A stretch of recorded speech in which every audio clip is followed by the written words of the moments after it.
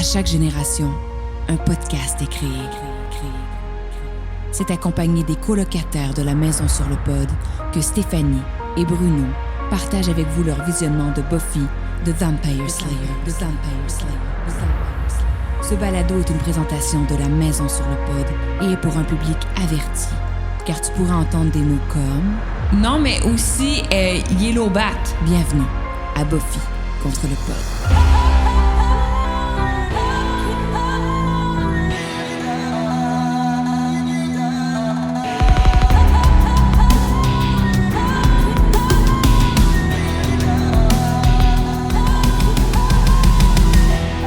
Ici et maintenant et bienvenue à Buffy contre le Pod. Je suis Stéphanie, votre animatrice, et je suis avec mon ami et co-animateur Bruno. Comment Buffy! Ça va, Bruno? Buffy, oui. C'est la seule fois d'épisode où je t'appelle Bruno. Là, ben oui, c'est ça. Hey, c'est rendu que t'as parti un running gag. Le monde, quand ils me laissent des commentaires, des fois, ils m'écrivent Buffy, Bruno. Mais ça n'a pas de sens, mais non seulement ça arrive puis je me reprends, mais à la réécoute de nos épisodes, des fois, je t'appelle Buffy puis je me reprends même pas, là. Genre, je continue, j'enchaîne, je suis comme, oui, puis Buffy, toi, tu m'avais dit que, puis genre, ni vu ni connu. Puis toi non plus, tu me reprends pas. Je te reprends. Mais non, tu m'appelles Buffy, tu penses que je vais te reprendre? Oui. Mon Dieu, quel honneur que de me faire appeler comme ça. C'est comme si tu avais lu mon histoire que j'avais écrite puis tu t'étais dit... Ah, wow, il s'identifie comme ça, je vais le respecter puis l'appeler de même. Fait que ça me valorise au bout. Je te remercie pour ça. Si au moins je faisais comme... Tu sais, imagine si je faisais comme un mot valise puis je t'appelais comme Bruni ou... Ah, mais Bruni aussi, c'est le fun. C'est Bruni Surin, c'est comme un héros. Là, comme, ou fait que Bruffy ou je sais pas. Ouais, là, ça commence à... Ouais. Ça va trop loin. Ouais, Bruffy. Mais Britney, j'accepte. Buffo. Buffo. Buffo. En français, ça serait Buffo. Buffo. Buffo comme E-A-U. Comme Éric Bruno. Oh. OK, on arrête là parce que là, on va me perdre. Fait que Bruno, m'en ai appelé Buffy. Comment tu vas aujourd'hui? J'ai vu ta bouche arrêter sur le bœuf. Comment tu vas, Bruno? Buffy? On est lundi et je vais bien. On est lundi de Pâques. Oui, de Pâques. On le dit. Oui, on le dit. On a eu de la misère à se rencontrer pour enregistrer. Oui, on a beaucoup...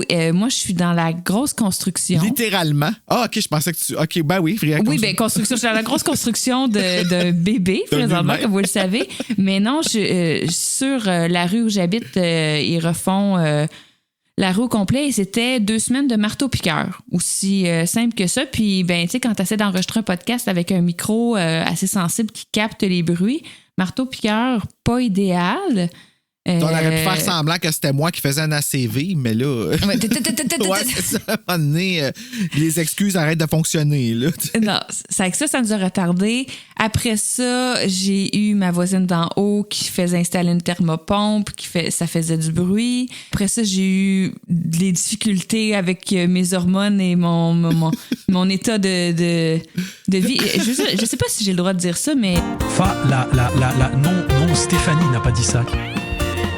Tu sais, on essaie de se rendre à la mi-saison 2 avant que j'accouche. Puis quand je vais être en gros postpartum, on va être dans la deuxième moitié de la saison 2 qui est les épisodes les plus tristes et dépressifs.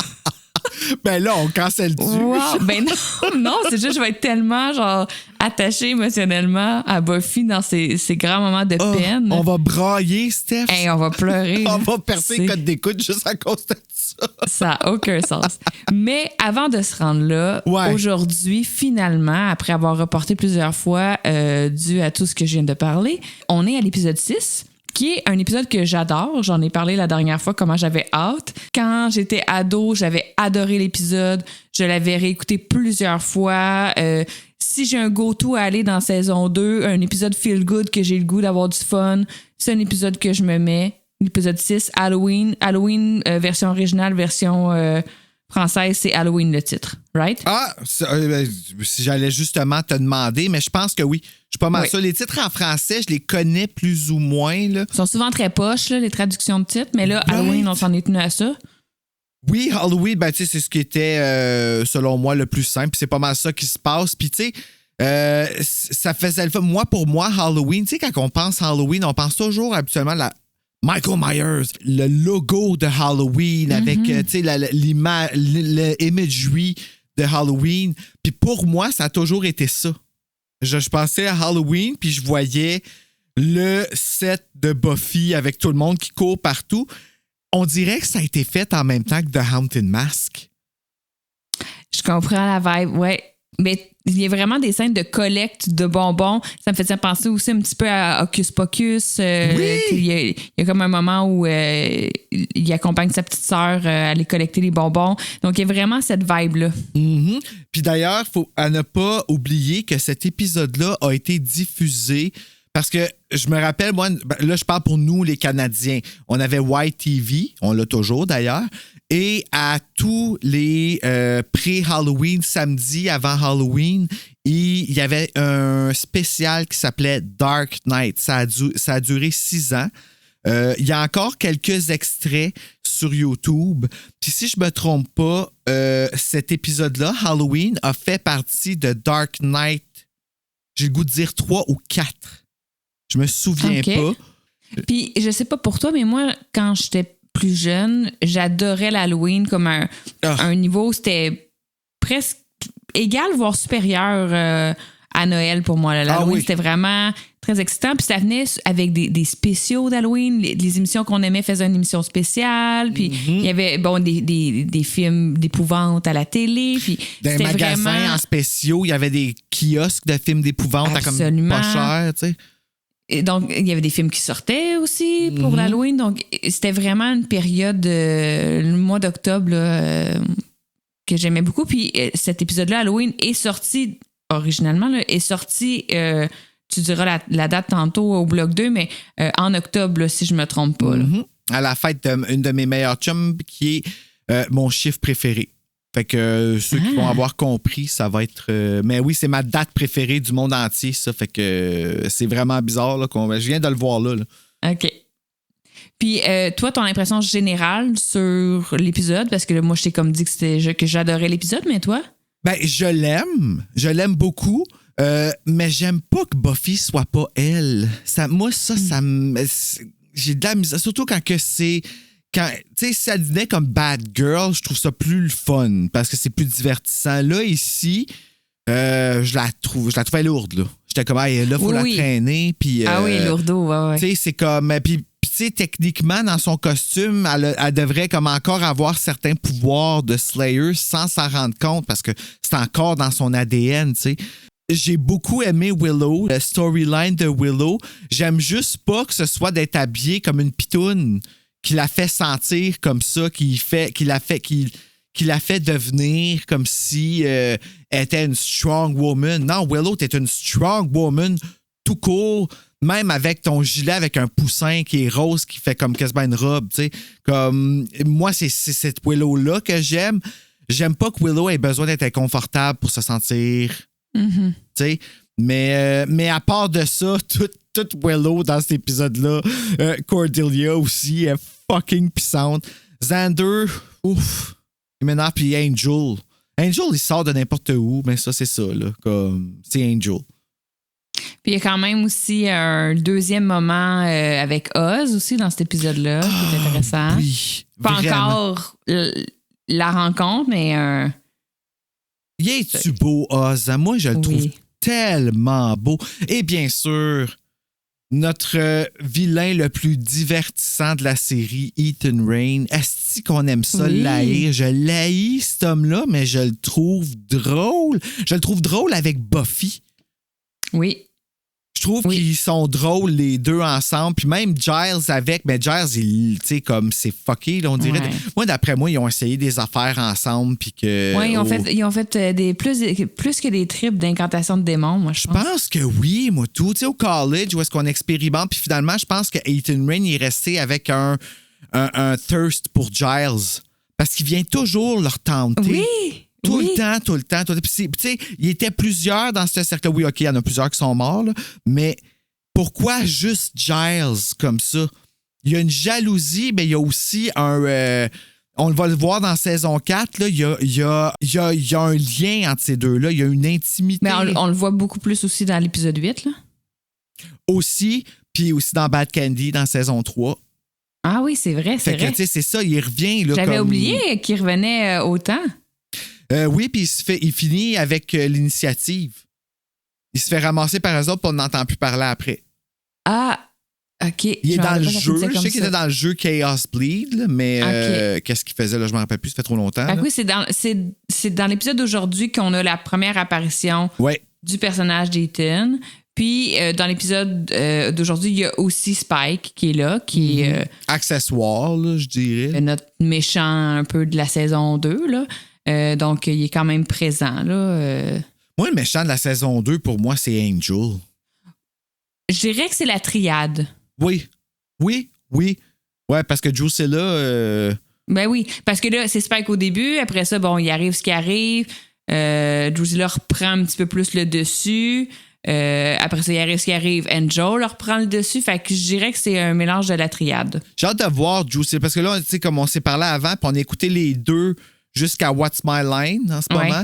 Puis j'ai hâte de voir la Drusilla après What's My Line. Oui. Tu sais, parce qu'il me semble qu'elle reste pareille. Tu sais, c'est ça qui, moi, me trouble un peu, là, tu sais. Mais c'est qu'on avait peut-être l'impression que, parce qu'ils disent bon, qu'elle est malade, tout ça, qu'elle n'est pas à son meilleur, puis on avait peut-être l'impression que son meilleur, ça allait être autre chose, mais finalement, elle reste quand même quelqu'un qui a des graves problèmes de santé mentale. Ouais, c'est ça. C'est peut-être que physiquement, elle avait quelque chose, puis que là, après ça, elle est plus genre. Ouais, mais psychologiquement, elle n'est pas moins coucou. Non, le couteau dans la main, ça n'a pas aidé. Là. Elle arrête pas de parler à ses poupées. Là. Non. C'est poupée avec les yeux bandés. Là. Oh, ça, c'est la fatigue, je m'excuse, mais c'est très drôle. Oh là là. OK, ben regarde, on va-tu au bloc 2 avant que je m'esclaffe davantage? Je t'envoie au bloc 2 parce que j'ai bien hâte de savoir c'est quoi cette date-là qui est la meilleure date au monde. Halloween en français et en anglais, diffusé originalement le 27 octobre 1997. Donc, 2 mois avant Scream 2 et 10 jours après I Know What You Did Last Summer. Quand même. Une belle sandwich. Ça. Ouais. Qui demain, pour nous, parce que c'est demain, nous, on est lundi de Pâques, et demain, le trailer du nouveau I Know What You Did Last Summer va sortir. Ah oui? J'ai vu un petit bout de tantôt avec les bottes de Fisherman qui sont pareils, le crochet qui est beaucoup plus pointu et une main qui semblait être sur le bord de se faire percer. Oh, OK. C'est tout ce que j'ai vu. Donc, Halloween a été écrit par Carl Ellsworth et Bruce Seth Green, et mettant en vedette Seth Green qui joue Oz, James Marsters qui joue Spike, Robin Sachs qui joue Ethan Rain, Juliette Landau qui joue Drusilla, Armin Shimmerman qui joue Principal Snyder, Larry Bagby III as Larry, et Abigail Gershman. Bien sûr, nous avons aussi nos principaux acteurs, Sarah Michelle Gellar, Nicholas Brandon, Allison Hannigan, Charisma Carpenter, David Boreanaz et Anthony Stewart Head. Je vais regarder si j'ai des fun facts ici. T'en as-tu des fun facts? Ouais, j'en ai une couple. Oh! Ben, c'est pas tant des fun... des facts. Je sais pas si c'est fun, mais... c'est des faits. Voyons si on s'amuse. J'ai quelques faits à te dire. L'épisode, c'est la première apparition du personnage d'Ethan Rain, qu'on va revoir, comme on a dit, dans The Dark Age, qui est l'épisode 8. Dans Bad... C'est écrit Ben, c'est bizarre, c'est dans Bad Candy, et non Ben Candy. OK. C'est Bad Candy. Ah, c'est Bad Candy. OK, je pensais que c'était Bad Candy. Là, j'ai soudainement Beer Bad... Puis Band Candy. Band Candy. Oh, OK, oui, Band Candy. C'est Band Candy. OK. Ouais. Ben, j'ai toujours pensé que c'était Bad Candy. Okay. Ah, OK. Ben puis, oui, ça ferait du sens. Et on va le revoir une dernière fois dans A New Man. C'est ça l'épisode de la saison 4 que tu parlais? Yes, exactement. Okay. Quand il va transformer Giles en démon. Il va faire peur à Maggie Walsh. Hey, ça, c'est drôle. Excusez. Sinon, au niveau de... c'est pas un personnage qu'on va revoir, mais les compétences de soldats qui sont attribuées à Xander lorsqu'il prend... il devient son costume, ça va être réutilisé dans l'épisode Innocence, dans Graduation Day, part 2, et dans Révélation aussi. Donc, on le réutilise quand même 3 fois. C'est quoi l'épisode Révélation? Attends Attends une minute. Revelation. Je pense que c'est dans la bande dessinée. Tu veux dire après? Genre après? Oui. OK, bon Dieu. Moi, je regarde ici dans le Watcher's Guide ce qu'on me dit. Originalement, la maison de Buffy était faite on location. Donc, c'était directement sur place qu'ils filmaient les shots dans la maison. Okay. Puis, à un certain point, ils ont été obligés de recréer l'intérieur dans un soundstage, probablement parce qu'ils la détruisaient trop, là. Parce que ça se bat en maudit. Quand Willow et Buffy fouillent dans le livre pour trouver des informations sur Angel puis sur son passé, ils tombent sur une espèce de dessin d'une femme qui date de 1775. Puis ils sont comme « Ah, elle est tellement belle », puis tout ça. Bon, c'est ça qui amène Buffy à se déguiser en dame. Cette madame-là, là, ouais. C'est ça. À ce moment-là, quand ils voient la femme, c'est daté de 1775, puis Willow dit « Ah, Angel avait 18 ans et était encore un humain à cette époque-là. » Mais c'est faux parce que Angel est né en 1727, donc il a été transformé en vampire en 1753. Donc, il n'était plus humain du tout en 1775.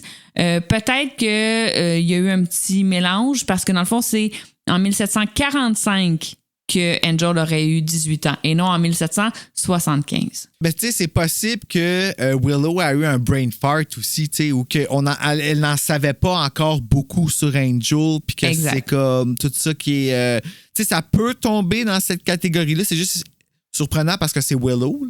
Ici, j'ai un petit texte sur Ethan Rain qui nous dit un peu des... Je sais pas si tu veux que je te le lise, puis ça nous dit un peu sur son personnage, là. Étudiants, Ethan Rain et Giles ont fait partie d'un groupe trempant dans l'occultisme. Ils vénèrent et serrent le chaos. Ces tours de magie n'ont d'autre but que de créer la pagaille. Ça veut-tu dire que c'est lui qui a écrit la chanson aussi? Elle est pagaille, la pagaille. Yeah, yeah, yeah. C'est bon, cette chanson-là. Ethan, ça c'est à la fin. Dans sa jeunesse, en Grande-Bretagne, Ethan est passé du mauvais côté. Avec un groupe d'amis, dont Rupert Giles, il s'intéressait à la magie noire. À la différence de Giles, il a mal tourné, devenant une sorte de magicien adorateur du chaos. Je vais vous jouer une petite partie parce que j'ai une petite partie scénario, puis ça me tente. J'ai le droit. Okay. C'est en partie mon podcast. Alors, pas d'étreinte? Tu n'es pas content de revoir ton vieux copain, Rupert? Je suis surpris. J'aurais pourtant dû me douter que c'était toi. Cette perfidie porte la marque d'Ethan Rain. Oui, j'aime assez Halloween. Je ne voudrais pas paraître présomptueux. Mais c'est génial. Pour une fois, l'habit fait le moine. Oh. Alors, c'était une partie de la version française. Et, Ethan se tombe face à face pour la première fois. Yes! Fait qu'au lieu de faire l'amour, ils se parlent un petit peu. Oui. Regarde, je suis comme des frissons, hein. Moi, là, à ta grande déception. Ouais, mais... c'est ça. Voilà. Fait que c'était ça. J'ai fini avec la fiche technique. Parfait, bien on s'en va au bloc 3 pour le pas à pas. Oui! L'épisode commence, on a une shot sur une citrouille décorée et rapidement Buffy qui tombe sur la citrouille et l'écrase totalement. On comprend que Buffy est en plein combat contre un vampire chez Pop's Pumpkin Patch qui semble être une espèce de petit kiosque d'endroit où ils vendaient des citrouilles. Ben, bravo décoré. De l'avoir dit au complet comme du monde du premier coup. Pop's Pumpkin Patch. Pop's Pumpkin Patch. Tabarouette. C'était quoi exactement? C'était Ben, c'est comme un champ de citrouilles, là, ouais. C'est une place où est-ce que les gens vont chercher des citrouilles. Comme au début de Haunted Mask, où est-ce que Curly Beth, elle va chercher dans les restes de citrouilles. C'était sûrement un Pop's Pumpkin Patch. Somebody's out there. Somebody or something. Exact. Donc, elle est en plein combat. Par contre, on voit un peu plus loin qu'il y a un autre vampire qui est en train de la filmer. Donc, il filme le combat entre elle et le vampire. VHS style, là, il y a une petite caméra. Là, j'adore ça. Mon père avait là, pour nos vacances. Là, au Aucune caméra n'a mieux fonctionné après qu'on l'ait shaké comme ça. Non, mais aussi Yellow Bat. Hein? C'est écrit, là, genre, l'eau batterie qui flash. Donc, il va manquer de batterie, là. C'est le coup. Yellow Bat. Ça m'a... ça m'a tué pendant 2 secondes, mais ça va. Mais Yellow Batteries, ouais, c'est ça. C'est juste parce qu'au début, tu dis ça, puis je suis comme, voyons. Finalement, bon, le combat se termine. Dans le fond, elle elle prend une pancarte qu'elle casse, puis elle le pieute avec le piquet de pancarte. Et c'est ce pieu-là que ça a l'air au coin de ma rue. C'est ça, le pieu? C'est un pieu de pancarte? Oui. Ah, ben c'est peut-être une pancarte Remax à vendre qui a été cassée. Ben, en fait, ça fait longtemps qu'elle est vendue, cette maison-là. Il y a très, très longtemps. Bruno, il a trouvé un pieu au coin de sa rue. Oui, à tous les jours, depuis 1 mois et demi, je passe à côté d'un pieu, puis je le laisse là. Pas parce que je veux que ça reste pollué, mais tout d'un coup, Buffy, elle a de besoin. Mais tout d'un coup, toi, t'en as besoin? Ben, moi, mon père va m'en construire un. OK, parfait. Donc, elle tue le vampire avec le piquet de pancarte et le vidéaste amateur, hein, le vampire qui la filmait, se pousse tranquillement dans l'ombre. Il disparaît. Et on passe tout de suite à l'intro ensuite. Oui,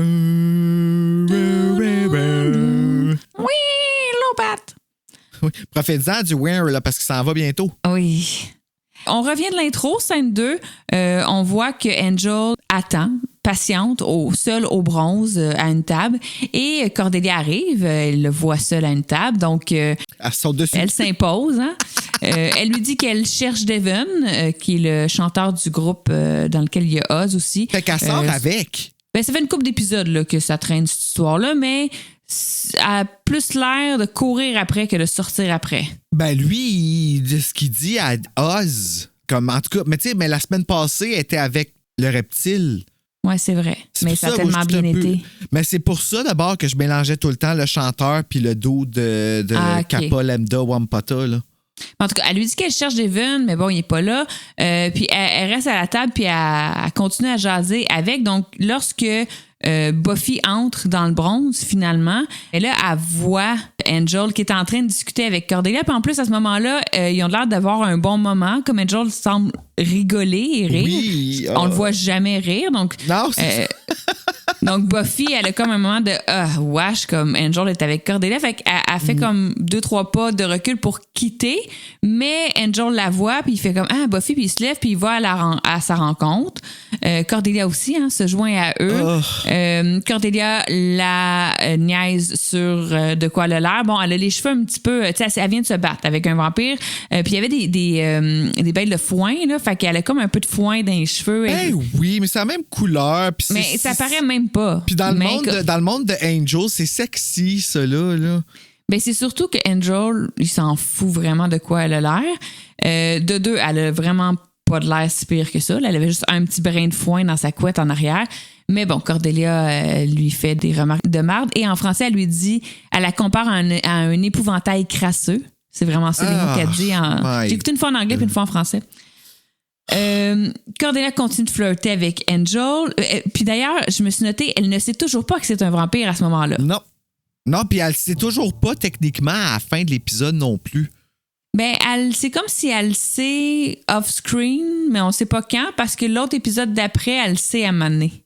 Oui, c'est ça, c'est que c'est comme entre les deux, on dirait qu'elle sait pas quand qu'elle sait. Tu sais, comme... Oui, c'est ça. Mais là, à ce moment-là, elle le sait pas, elle continue de le creuser. Buffy est trop mal à l'aise et elle finit par quitter. Angel lui dit je pensais qu'on avait un rendez-vous, puis elle lui dit quelque chose comme les rendez-vous c'est pour les autres filles, c'est pas pour moi, tu sais. Puis c'est vraiment triste. C'est triste, mais à ce point-là, je suis comme rendu avec Buffy. Je veux pas dire à Buffy reviens-en. Moi, je veux dire passe par-dessus. Puis va vers qu'est-ce que tu veux, tu sais. On dirait qu'il étend ça, là, Oui, ça fait longtemps qu'elle est comme mes responsabilités m'empêchent d'être heureuse. Ça fait longtemps qu'elle est là-dessus, là. Tu sais, comme quand on sait que ça marche. Ouais. Mais en tout cas, ouais. Ouais, c'est ça. Are you okay? Oui, je peux me tirer un petit peu. Le lendemain, le principal Schneider force Buffy, Willow et Xander à s'inscrire pour faire partie de l'espèce de vigile pour accompagner les enfants pendant la traditionnelle quête de bonbons. Donc, dans le fond, il y a des petits groupes d'enfants qui doivent être accompagnés par une personne responsable. Et Buffy, Willow et Xander se font vraiment imposer. Oui, par le directeur. Journée de congé, tu sais, en plus. Oui, Buffy était super contente de pouvoir juste comme veger avec ses amis. Un soir d'Halloween, il en parlait, tu sais, puis là, lui, il arrive, puis Kane. Parce que le soir de l'Halloween, c'est comme connu pour être la soirée tranquille où il se passe rien au niveau du paranormal puis des forces du mal. Donc, ça aurait été comme une soirée de congé pour Buffy. Ouais. Puis c'est drôle parce qu'à chaque 2 ans, Buffy, il y a quelque chose qui se passe. À l'Halloween, tu veux dire? Ouais, parce que ça saute toujours une année. À chaque année, il manque un épisode d'Halloween. Ah, j'avais pas remarqué. C'est vraiment weird. Je sais pas si c'est un 4, hasard. oui, je me rappelle. Épisode 6, c'est quoi l'Halloween d'épisode 6? C'est Dawn qui s'en va frencher un vampire. Ah, oui. Ils vont dans une maison Kiss. là, d'un vieux. On pense que le vieux va être méchant, puis finalement, c'est son chum qui est le vampire. Ah, oui. Ah, c'est bon, ça. OK. Donc là, aussi, deuxième nouvelle, non seulement vous accompagnez les enfants, mais vous devez être déguisés. Donc, ça, c'est quand même important. Clac. Mais déguisé, c'est le fun. Mais imagine-toi quelqu'un qui se déguise en Ghostface. Mais ça aurait été bon si on avait vu ça. C'était-tu avant la sortie de Scream 1? Oui. Non, c'était après la sortie de Scream. C'était entre Scream 1 et Scream 2. Ouais, c'est 2 mois avant Scream 2. Ça aurait été farfetch. Mais ça aurait été cool. Ça aurait été une belle promo, par exemple, de mettre un Ghostface en arrière. Là. Oui, vraiment. Mais vraiment. dans ce temps-là, tout le monde était tellement en compétition qu'il se faisait pas de clin d'œil de même. Il fallait que ce soit subtil, sinon c'était du copie. Il n'y a pas tant de Easter eggs dans... Non, c'est plus des pop culture references. Pas dans saison 1-2, en tout cas, pas tant. Non, c'est ça. Un peu plus tard, à l'école, on rencontre Larry, qui est un personnage qui revient au moins une autre fois. Qui est refoulé. Pardon? Qui est refoulé. Qui est refoulé, oui. Mm-hmm. Mais à ce moment-là, 100% macho, tyran, intimidateur de l'école. Il menace Xander. Dans le fond, il lui demande des informations sur Buffy. Il dit, t'es-tu avec Buffy? Là, Xander fait comme non, c'est mon ami. OK, fait qu'elle est dispo. Là, Xander est comme, ouais, je pense pas que c'est ton genre vraiment. Puis il est comme, on m'a dit qu'elle était facile. Puis il fait comme un commentaire comme quoi, genre, Buffy serait une fille facile avec qui coucher. Xander veut la défendre. Donc là, Larry menace de frapper Xander, mais avant même qu'il réussisse à frapper Xander, Buffy arrive, puis elle maîtrise un peu, elle prend le bras, puis elle plaque un peu contre la machine à liqueur. Là. Oh, quel moment délectable. Puis pour vrai, je peux pas parler pour Xander, OK? Pour sa réaction. Moi, personnellement, je trouve sa réaction extrêmement niaiseuse. Parce que je me dis, dude, ton harceleur vient de se faire écraser par, là, j'utilise des guillemets, une fille. Mais non seulement une fille, mais comme la fille qui disait que, genre, il pouvait affourrer comme qu'il voulait, là. Moi, I heard she's fast. Fait que, tu sais, il vient de perdre la face direct en avant de toi de la façon la plus humiliante selon son standard d'homme dans ce temps-là. Puis c'est drôle parce que plus tard, on apprend qu'il est gay. Et moi, ce qui me fait chier là-dedans, c'est qu'un peu, c'est ça, là, le message de celui qui se fait battre par une fille qui est gay. Tu sais, comme... on dirait que ça fait Joss Whedon. J'ai pas repensé à ça. Moi, quand on comprend qu'il est gay, puis dans l'autre épisode. C'est quel épisode? C'est dans l'épisode de Loup-garou, Phases. Mais c'est quoi? 12? Épisode 15. 15. Fait que c'est quand même loin. Fait que j'ai pas repensé à Buffy avait réussi à le battre parce que, tu sais, dans le sens, c'est un gros gars, là. Il est grand, il est carré, il est baraqué. Ça n'a aucun rapport que c'est parce qu'il est homosexuel que Buffy l'avait battu. Buffy peut battre n'importe qui. Ben, tu vois, oui, ça c'est vrai, je suis entièrement d'accord. Moi, parce que n'importe quelle fille aussi, comme pour vrai, ben pogner un gars, là, une fille peut faire ben du dommage. Moi, je suis un fervent croyant de ça. Par contre, moi, ce qui me fait, c'est en sachant la personnalité de Joss Whedon que c'est là que j'ai commencé à voir un peu un comme lien, si c'était une punition, genre tu t'es fait battre par Buffy. Genre envers le personnage comme tel. Tu sais. Mais il y avait de quoi de vraiment intéressant dans son truc de genre je suis un intimidateur, je me pogne des filles, genre je suis un gros macho dégueu. Mais dans le fond, tout ça, c'est une couverture pour cacher mon homosexualité. Fait que je pense que c'est plus ça qui est installé. C'est une grosse couverture pour masquer son homosexualité, en effet. Parce qu'il est dans l'équipe de football, là, lui. Oui, là, fait que c'est absolument. Comme il faut qu'il joue le personnage qui est supposé venir avec le fait d'être corps arrière dans l'équipe de football, genre c'est-à-dire sortir avec des chicks, puis genre coucher avec des filles, puis s'en vanter, puis être un peu de la merde avec les filles. Tu sais. Les années 90. C'est ça. C'est un peu un schéma classique là, d'un personnage. Tu sais. Oui. On l'a un peu aussi dans il est pas homosexuel, mais tu sais, dans le... J'ai juste les enseignants, là. C'était quoi donc? The Faculty. The Faculty. Tu sais, le corps arrière. Bon, il est pas homosexuel, mais tu sais, dans le fond, il tripe sur Stockley, qui est comme vraiment une fille très marginale, tu sais, que tout le monde la traite de lesbienne, puis tu sais, qui est comme une rejet. Cléa Duval. Puis tu sais, lui, dans le fond, il sort avec la chicks, mais tu sais, il l'aime pas, cette fille-là. Dans le fond, lui, la fille pour qui il a des sentiments, c'est une fille que, genre, il pourrait jamais assumer, tu sais, parce que elle est donc ben rejet. Fait que tu sais, il y a ça aussi, là. Il joue un personnage, mais dans le fond, c'est la vraie personne qu'il aime, elle serait pas acceptée par la gang de cool. Fait que c'est ça. C'est un peu le même schéma, même s'il n'est pas homosexuel, mais d'aimer quelqu'un qui ne fit pas dans les critères de ce que le corps arrière devrait aimer. I get it. C'est tellement américain, hein, quand il y pense. Parce que c'était comme ça ici, au Canada. On est peut-être un petit peu moins sur le corps arrière et la cheerleader, mais il y avait d'autres schémas. Bon. Donc là, Xander est pas content que Buffy l'ait sauvé.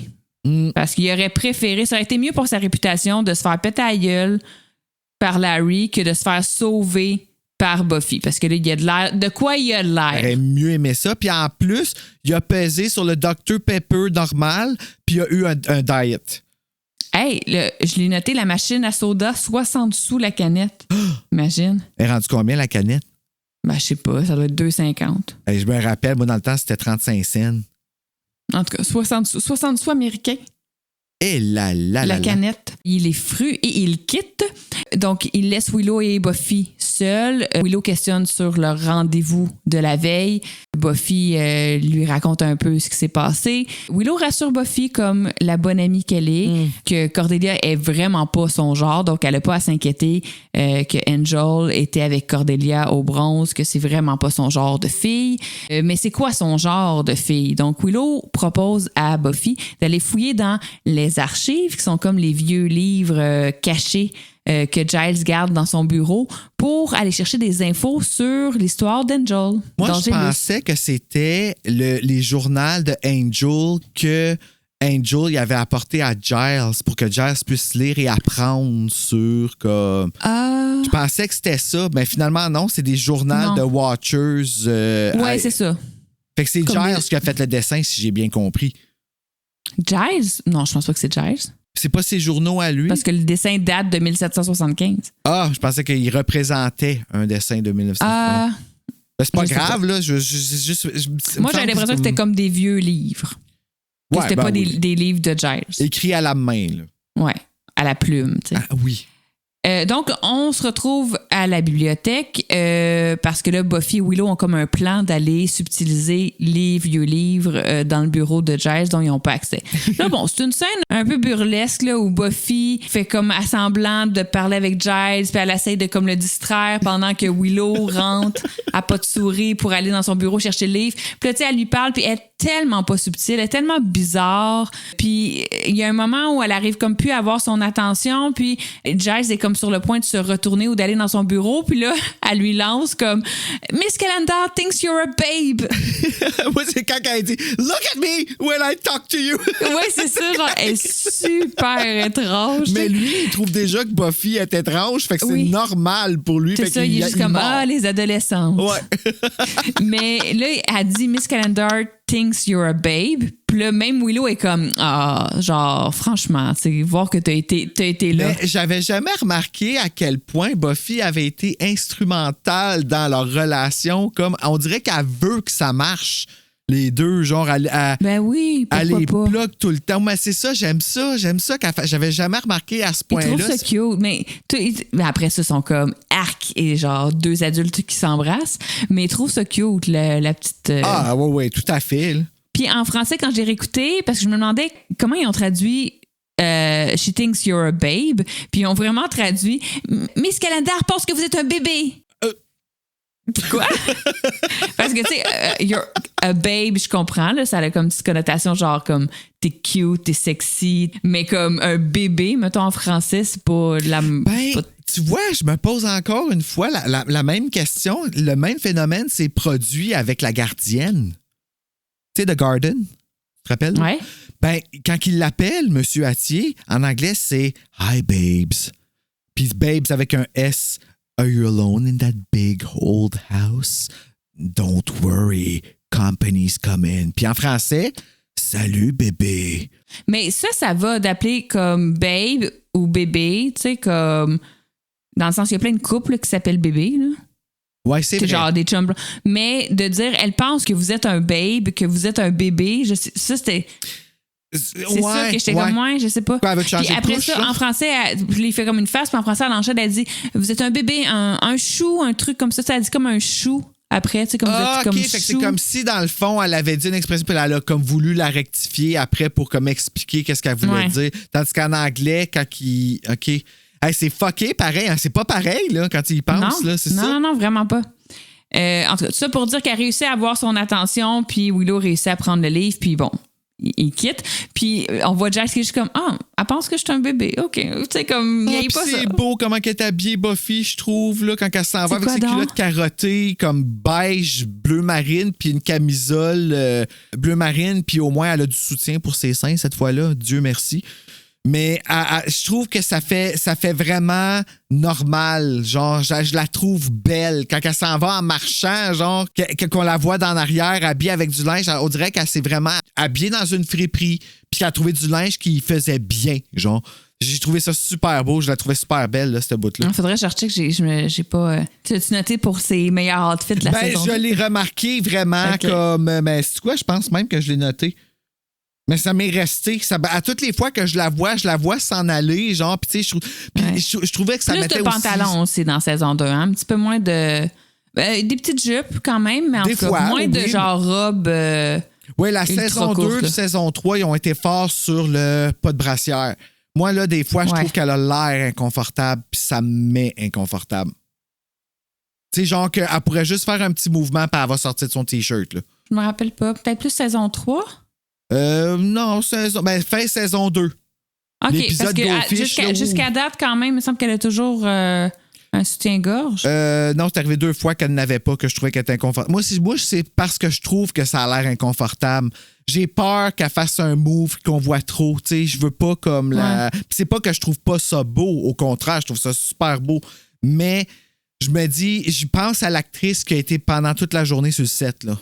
Comme à la fin de la journée, là, elle devait avoir... Je pense qu'il y a certaines femmes qui sont plus confortables sans qu'avec, là, fait que... Ah oui? Ah, OK, bon à savoir. Moi, je pensais que c'est parce que c'était lourd, fait qu'il fallait que ce soit comme... ça dépend c'est quoi ta poitrine, là, mais tu sais... Mettons, Sarah Michelle Gellar, elle a pas... Mais c'est drôle parce qu'il y a, dépendant de comment elle est habillée puis comment... c'est quoi le soutien-gorge qu'ils lui mettent aussi.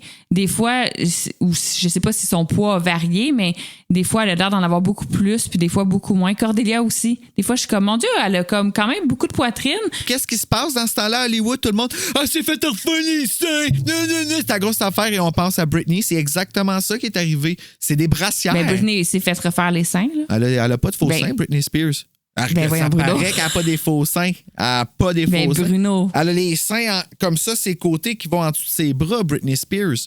Hein? Oui. Regarde comme faut, tu vas voir. J'étais un gros défenseur, puis même quand on en parle dans son livre. Elle le dit elle-même. C'est genre ses parents qui ont payé ça quand elle a commencé sa carrière.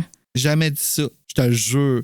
Voyons donc. Je te le promets qu'elle n'a pas les seins refaits, Britney Spears. Je trouve que ça paraît. Oui, je suis d'accord avec toi, ça paraît. Qu'ils sont pas refaits. Qu'ils sont refaits. Hein? Voyons donc, toi, qui sont refaits. Ils sont pas refaits, je te le jure. Pour vrai, genre, il faut que vous nous écriviez la gang là-dessus. Genre, c'est sûr que Britney Spears a eu une chirurgie mammaire à un certain moment dans sa vie. Après ça, est-ce que elle s'est les fait retirer à un certain moment? Peut-être, là. Mais je veux dire, en début de carrière, là, on le voit, là, tu sais, elle avait les seins refaits, là. Genre, c'est pas un sein naturel, là. Britney, en tout cas, je suis là-dedans, en ce moment, là, dans ses débuts de carrière, justement, en tout regarder ses vidéos, là. Pour vrai, je vois pas de signe que les seins ont été... Puis, tu sais, ça paraît un sein refait, il bombe oui, dans c'est ça, top. je te dis. Oui. Puis elle, tu vois que ses seins, ils sont montés puis serrés, là, pour les... Ah ouais, crée-moi, ils ont trouvé des moyens de faire ça, là. Ils ont... je serais très, très, très, très, très, très, très, très, très, très, très surprise. Après ça, je comprends qu'elle dit qu'elle n'a pas eu de chirurgie, dans le sens où, comme... Je veux dire, Kylie Jenner, elle a dit pendant des années qu'elle avait eu aucune chirurgie alors qu'elle a littéralement changé de visage. Fait que, tu sais, je pense qu'il ne faut pas prendre Kylie Jenner, c'est-tu... Ah non, ça, c'est Bruce Jenner qui est de... Ben, c'est ça? Kylie, c'est sa fille. OK, c'est sa fille. C'est bon. OK, c'est parce que j'étais pas sûr si c'était elle. Puis j'étais comme, ben là, elle n'a pas eu de chirurgie. Non, pas Caitlyn, qui est Bruce devenue Caitlyn, mais Kylie, sa fille, tu sais. Il y a vraiment un moment où elle a littéralement changé de visage. Là, ah ouais. Fait que, mais elle disait qu'elle avait eu aucune chirurgie. Mais ça, c'est tout des affaires de publicistes puis tout ça qui leur disent, faut pas que tu dises ça parce que ça va détruire ta carrière. Oui, mais c'est pour ça que Britney a dit qu'elle a pas eu de chirurgie. Genre, pour moi, ça vaut rien dans le sens où c'est pas parce qu'elle dit qu'elle en a pas eu qu'elle en a pas eu, là, mais je suis sûre certaine qu'elle a eu. Elle en a eu au niveau du visage à des places. Mais je pense que si, en tout cas dans son livre, quand tu lis, puis genre, je vais fermer le sujet après parce que ça a full pas rapport avec Buffy, là, mais le fait que dans son livre, avec toutes les vérités qu'elle dit dedans, honnêtement, je pense qu'elle l'aurait dit si c'était fait en plus. Mais dans le livre, elle dit qu'elle l'a pas eu ou elle fait juste pas l'adresser? Non, elle dit qu'elle l'a pas eu. Dans son livre, elle dit qu'elle s'est jamais fait refaire les seins. Oui, elle parle comme quoi que y a eu ces rumeurs-là qui sont courues de quand elle était mineure, puis tout ça quand ça avait commencé. Puis elle le dit que c'était pas vrai, que ça pas, qu'elle a jamais eu de chirurgie. Puis pour vrai, je dis pas ça parce que je suis aveuglément amoureux de Britney. OK, ben si tu me dis que dans son dernier livre, elle dit qu'elle n'en a pas eu, je serais plus portée à la croire dans le sens où pourquoi, genre, comme après tant d'années, continuer à être dans le déni, là, tu sais. Surtout que c'est un livre où elle dit comme tout, là. Elle aurait pu dire comme mes parents m'ont obligée à me refaire faire les seins à 18 ans, là, tu sais. Elle aurait comme. Non, ils l'ont obligée à faire bien des affaires, mais c'est ça. Pas ça. OK, ben écoute, Britney, je m'excuse d'avoir dit que t'avais les seins refaits. Toi, tu y as fait mal. Non, c'est pas...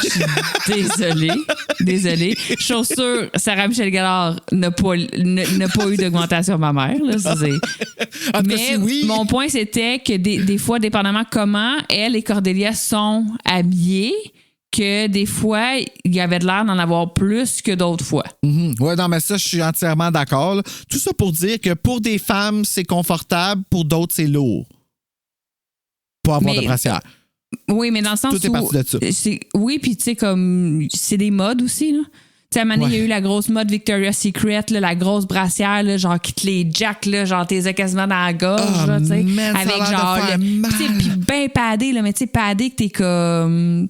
Genre, si je tombe à l'eau, genre, je me noie pas, là, genre, je flotte sur le dessus.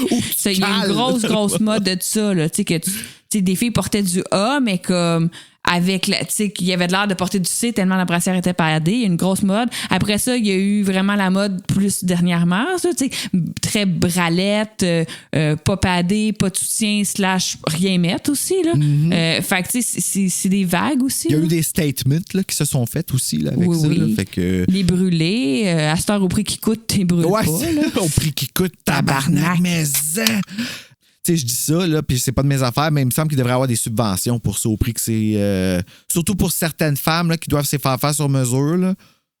C'est vrai qu'il devrait avoir un budget, ben, comme tout le budget serviettes sanitaires, tampons. Ouais. Mais, ça coûte cher être une femme. Comment t'as dit ça? J'ai dit ça coûte cher être une femme. Ah, OK. Qu'est-ce que t'as compris? J'ai compris, c'est un frigidaire être une femme. Je suis comme, hein? C'est un frigidaire être une femme. C'est quoi ça, cette expression de maths, là? On revient à Buffy. C'était la parenthèse toton. Ouais. Parfait. Je vais écrire ça dans mon résumé, genre de l'épisode comme Halloween, gros segment sur les totons de Britney Spears et les brassières. On explique à Bruno comment ça fonctionne. Exactement. Où j'étais toton rendu, moi, là? On était rendu à... Oui, c'est ça. Donc, ils ont volé le livre à Giles. C'est ça.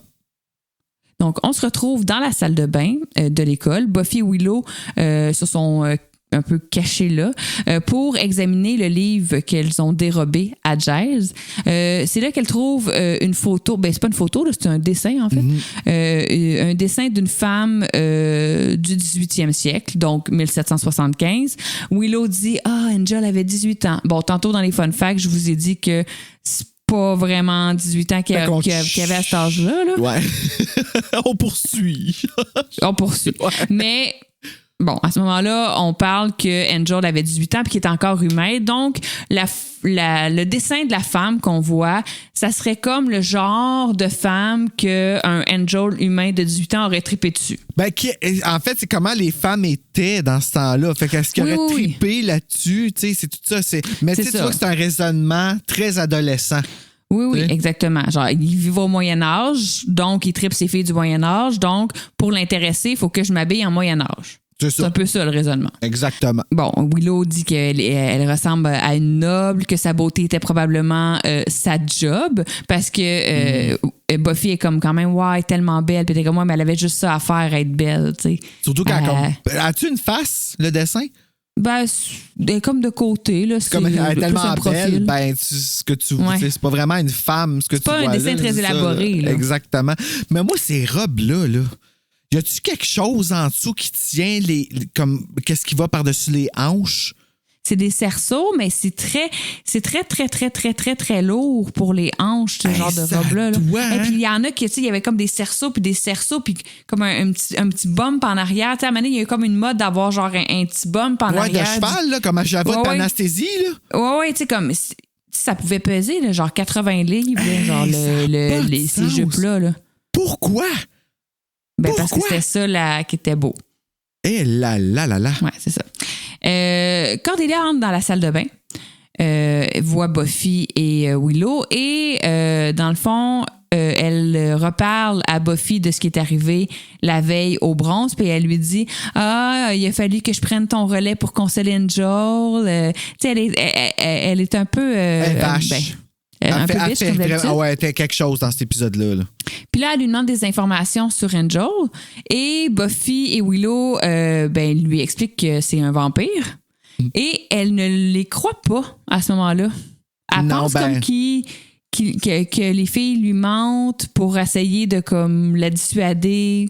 Ben en fait, c'est que je pense que tout le monde fait ça avec Cordelia.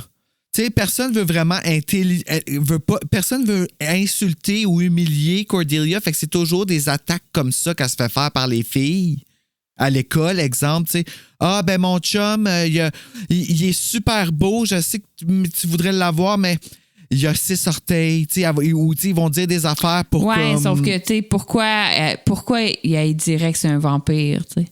Ben, moi, encore une fois, c'est Cordelia qui pense qu'elle est supérieure et plus belle. Elle pense que Buffy essaie. Elle pense que c'est une compétition entre filles. Et là, je dois dire que Cordelia est tellement belle à ce bout-là. Là. Elle est tellement belle. Elle est très souvent sublime. À ce moment-là, oui, effectivement, elle est très, très belle. Puis bon, elle croit pas, Buffy, quand elle lui dit qu'Angel est un vampire. Puis elle lui dit, t'essayes juste de me faire fuir parce que t'as peur de la concurrence. Voilà. Puis là, elle lui dit, je sais pas exactement les mots, mais elle lui dit, tu sais, peut-être que dans les fantômes puis les vampires, c'est toi la Slayer, mais dans le dating, I'm the Slayer. Ah! Et puis elle le dit sans même baisser les yeux. Elle a tellement confiance en elle. Là. Oui, mais elle a raison dans le sens où dans le dating, c'est elle la meilleure. Là. Oui, parce que ça frôle le viol, son affaire. Avec Angel, ça fonctionne pas. Ouais. Mais sinon, avec tous les autres gars, je pense pas qu'il y a de problème. Non. Je les trouve vraiment cons, les gars, de succomber à toute cette méchante. Moi, je verrais quelqu'un agir comme Cordelia avec quelqu'un d'autre. Ça me dégueulerait tellement que peut-être que je vomirais. Ça serait un gros turn-off, ouais. Un gros red flag aussi. Pour moi, ça serait surtout très impossible. Ensuite, puisque Xander, Willow et Buffy doivent se déguiser pour accompagner les enfants, ils se retrouvent chez Eaton, qui est un magasin de costumes, où Willow se choisit un costume de fantôme, qui est littéralement un drap blanc avec 2 trous pour les yeux écrit « Boo » dessus. Fait qu'elle aurait pu avoir moins de problèmes si elle avait juste pris un drap chez eux. Oui. Xander, lui, achète un pistolet jouet pour compléter sa tenue de soldat qu'il semble déjà avoir. Donc, dans le fond, chez Eaton, lui, il a juste acheté le fusil. Ouais. Donc, quand même. Oui, le fusil. Oh mon Dieu, quand il transforme le fusil, c'est drôle. Buffy s'excuse auprès de Xander pour l'incident avec Larry. Elle lui dit, je m'excuse d'avoir pris ta défense, puis je te promets que je vais te laisser te faire malmener à partir de maintenant. Là. Donc, oui. Puis dans le fond, c'est ça. Puis après ça, tout le truc avec qui devient un soldat très c'est comme lui qui prend le lead pour le restant de l'épisode. Il y a comme quelque chose aussi là-dedans. Là. Bon. Ah, j'avais même pas remarqué, j'avais même pas pensé. C'est lui un peu qui est comme en charge après ça, puis qui est comme the man of the situation. Puis Buffy est comme sauve-moi! Il y a comme un retour un peu de balancé. Bon. Buffy, elle, trouve une magnifique robe médiévale qui correspond vraiment exactement ou presque au dessin qu'elle a vu dans le livre sur de quoi avaient l'air les femmes quand Angel avait 18 ans. C'était littéralement genre le dessin du designer. Exactement, exactement. Et pour Stéphanie, 12 ans, la plus belle robe au monde. Genre, j'aurais adoré pouvoir me costumer. C'était pas la robe de bal qui faisait triper? La robe de bal? Non, pas tant. Non, OK. Ouais, parce qu'on a beaucoup chialé sur la robe de bal. Ouais, c'est un peu simple, la robe de bal. J'aimais les robes de bal de Cordelia et Buffy un petit peu plus tard là, dans la saison 3. Là. Oui, mon Dieu, très 2000. Oui, très 2000. Il avait l'air d'être dans le groupe NSYNC. Exact. Donc, elle veut la robe, mais elle a dit je peux pas me la payer, je peux pas me l'offrir. Puis, Ethan Rain, qui est le gérant de la boutique, il lui dit qu'il va lui faire une offre qu'elle ne peut pas refuser. Puis, next thing you know, elle a la robe. Donc, je sais pas combien qu'il a vendu, mais il a pas vendu cher. Non, puis je sais pas combien, c'est ça, comment que Buffy, elle a gagné son argent non plus, parce qu'elle a un allowance sûrement de sa mère, là, mais elle travaille pas, elle a pas de... Tu sais, tout le temps occupée, tout le temps... Elle a peut-être l'argent de son père. Ah, oui, c'est vrai, son père qui veut acheter son amour. Ouais. Ensuite, on se retrouve dans le fameux entrepôt abandonné où habitent Spike et Drusilla. Je sais pas exactement c'est quoi cet entrepôt-là. Un ancien club vidéo avec des TV en haut. Oui, exact. Parce que Spike est en train de regarder l'enregistrement du combat de Buffy, donc ce qui a été filmé là, avec la caméra VHS en début d'épisode. Spike est en train d'examiner cet enregistrement-là dans le but d'apprendre à ses secrets et ses techniques de combat ou se masturber, je sais pas trop. Les deux. Ouais, c'est pas trop. Quand il regarde, t'es comme J'avais pas pensé à Spike qui faisait ça avant que tu le dises là, mais là, soudainement, je le vois en dessous de son tapis, puis c'est un peu... Non, mais c'est juste comme pourquoi tu regardes la Slayer en train de se battre, puis comme la face qu'il a, il est bizarre. Spike est jamais bizarre. Drusilla arrive, puis elle lui annonce, parce qu'on se rappelle que Drusilla elle a comme des visions des fois, elle sent des choses. Donc elle annonce à Spike qu'il y a quelqu'un qui va affaiblir, quelque chose qui va affaiblir Buffy le soir de l'Halloween. Fait qu'elle devient affaiblie. OK. Elle n'a plus rien de Slayer quand que... Ben, en tout cas... C'est ce que Drusilla ressent. Spike est un peu confus parce qu'il dit parce qu'à l'Halloween, il n'y a rien qui se passe. Mais Drusilla lui explique qu'il y a une nouvelle personne qui est arrivée en ville. On fait référence à Ethan. Et qu'il y a vraiment quelque chose qui va affecter Buffy la nuit de l'Halloween. Ensuite, on retourne au magasin de costumes et on voit Ethan qui est en train de faire une incantation devant une statue, qui est la statue de Janus.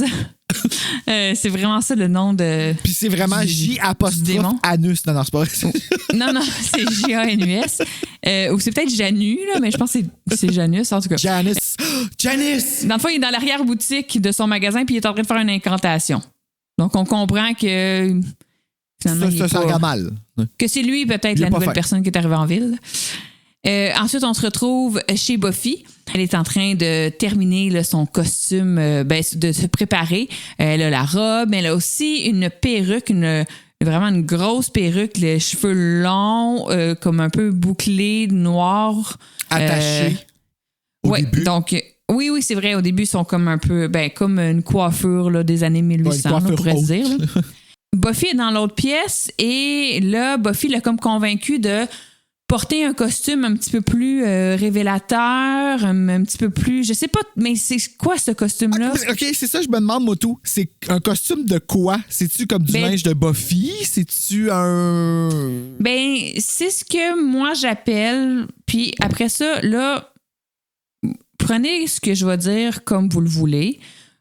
Vous pouvez vous déguiser comme vous voulez à l'Halloween. Vous pouvez vous habiller comme vous voulez à l'Halloween. Vous pouvez vous promener en cul-bobette dehors chaque jour que vous le voulez et vous avez toujours droit au respect et à ne pas vous faire toucher et pas vous faire agresser. OK? Oui. Ceci étant dit, à l'Halloween, il se passe ce que moi j'appelle le festiput. Oui. Qui est les filles, garçons, personnes non-binaires qui profitent de la soirée d'Halloween pour peut-être sortir de leur zone de confort et peut-être mettre des choses, des vêtements, des costumes qu'ils n'auraient pas assumés d'autres journées. Hein? Ouais. Genre, jamais je mettrais ces shirts-là en public parce qu'elles sont trop courtes. Mais là, je suis déguisée en cowgirl, donc je peux mettre ces shirts super courtes. Puis c'est toujours pour avoir... Puis tu sais, comme... Je veux pas dire toujours, mais c'est la plupart du temps pour avoir le regard de l'autre, pour se sentir bien et se faire... Tu sais... Mais c'est aussi dans un contexte de party puis de bar, souvent oui, aussi. Mais tu sais, c'est jamais pour soi, là. Tu sais, selon moi, là, comme... C'est pour soi, mais c'est pour recevoir... Ben oui, mais c'est surtout, tu sais, je veux dire, c'est juste que, tu sais, si tu te sentirais pas confortable de le porter un autre jour de l'année, c'est peut-être que tu devrais pas le porter ce soir-là c'est non ça. plus. Exactement. Mais bon, ceci étant dit, c'est une soirée pour avoir du fun, pour se déguiser, pour comme dire, ben, j'en profite, puis je me lâche lousse. Puis aussi, j'en profite parce que n'importe quel autre soir, cette jupe-là, je me ferais peut-être ben gros achaler sa rue, mais là, on va toutes être habillés plus sexy. Fait qu'on va, tu sais, je vais être une parmi tant d'autres. En tout cas, peu importe. Comme je vous dis, il n'y a pas de jugement. C'est sûr que quand je dis festipute, c'est fort comme oui. comme terme. C'est parce que tous les costumes ont leur version sexy, tu sais. C'est ça. C'est je pourrais dire le market. festi sexy. Je pourrais dire ça. Ça serait peut-être plus... Alors, il y a l'infirmière sexy, la policière sexy, le Chucky chat sexy, le clown sexy, toute version sexy. Mais dans le cas de Willow, c'est que je ne sais pas c'est quoi le costume. Elle est comme habillée... À la limite, elle est habillée en fille... Ben, elle est habillée en quelqu'un qui assume son corps puis qui se met un chandail bédaine puis une jupe courte, là. Un chandail bédaine en espèce de feutre rouge. Dans le sens où c'est pas un costume, c'est juste pas des vêtements que Willow porterait dans la vraie vie, mais elle est habillée en Cordelia, dans le fond. Je sais pas quoi dire. Ouais, mais encore là, c'est pas du beau linge. C'est du linge révélateur, mais c'est pas du beau linge. C'est une jupe ou c'est des shirts? C'est une jupe. Elle a une jupe courte avec un collant noir, puis un chemisier vraiment croque-top, là, genre qui arrive en bas des seins, mais tu sais, on voit son ventre, mais sa jupe est haute, fait qu'on voit pas tant son ventre non plus. Puis c'est surtout qu'elle est maquillée, puis elle a les cheveux remontés, donc c'est tout l'ensemble. Ses cheveux, par exemple. Mais elle est magnifique. Elle est, tu sais, je veux dire, elle paraît super bien, elle est super belle, c'est juste qu'on la voit jamais habillée comme ça, donc ça devient comme un costume. Ouais, I guess so, là. Bon, Buffy l'encourage vraiment à porter ce costume-là pour la soirée. J'ai écrit je sais pas c'est quoi le costume, mais Willow est très inconfortable, on le voit tout de suite. Ça sonne à la porte. Tu vois qu'elle est plus excitée, Buffy, de voir la réaction du monde en voyant Willow que de voir elle, tu sais, puis elle vient de se pogner une robe de fou pour impressionner Angel, tu sais, fait que je trouve ça beau. Moi, sérieusement, l'amitié Buffy-Willow, là, je la trouve tellement belle. Oui, Buffy est juste comme, t'es parfaite, tu sais, elle encourage vraiment à genre, assumer le costume, mais bon, malheureusement... Xander sonne en bas, donc Buffy descend pour répondre, puis elle lui dit « Attends de voir Willow, tu vas capoter. » Et Willow arrive, puis elle a juste remis son drap de fantôme par-dessus. Donc, Xander est juste comme « Ah, un fantôme! » Donc, on comprend que Willow assume pas son costume, puis que... C'est correct, Willow, t'as le droit. Oui. Donc, elle a remis son drap par-dessus sa tête. Puis Xander, lui, est en soldat, donc habillé comme en armée avec son faux fusil. Ensuite, on se retrouve au lycée. Buffy, Willow, Xander récupèrent leur groupe d'enfants. C'est quand même cute, là. On voit Xander qui fait comme une espèce de petit speech. OK, alors, si vous voulez une double ration de chocolat, vous savez quoi faire?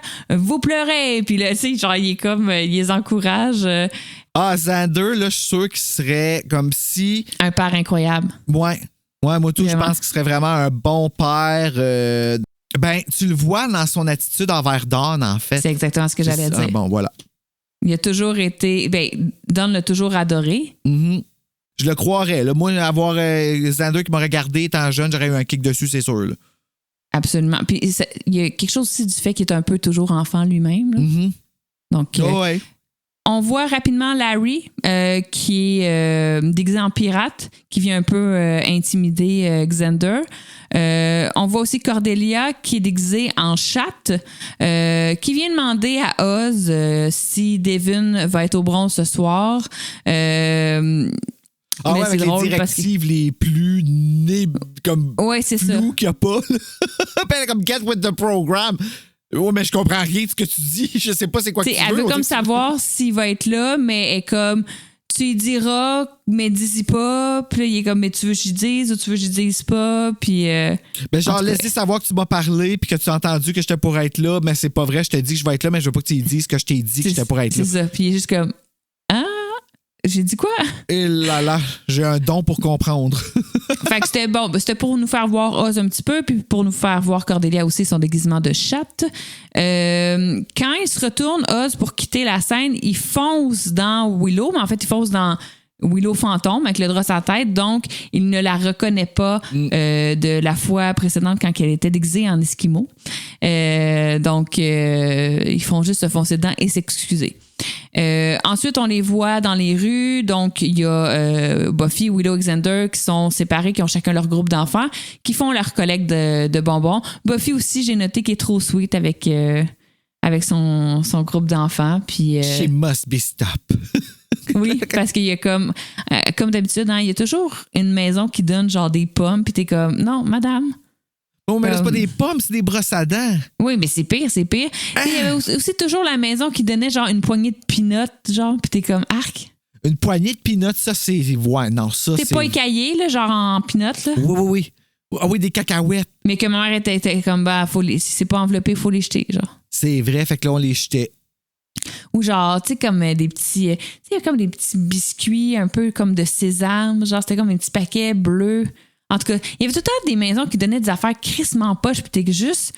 C'est l'Halloween. Tu donnes des bonbons ou t'ouvres pas ta porte. Arrête.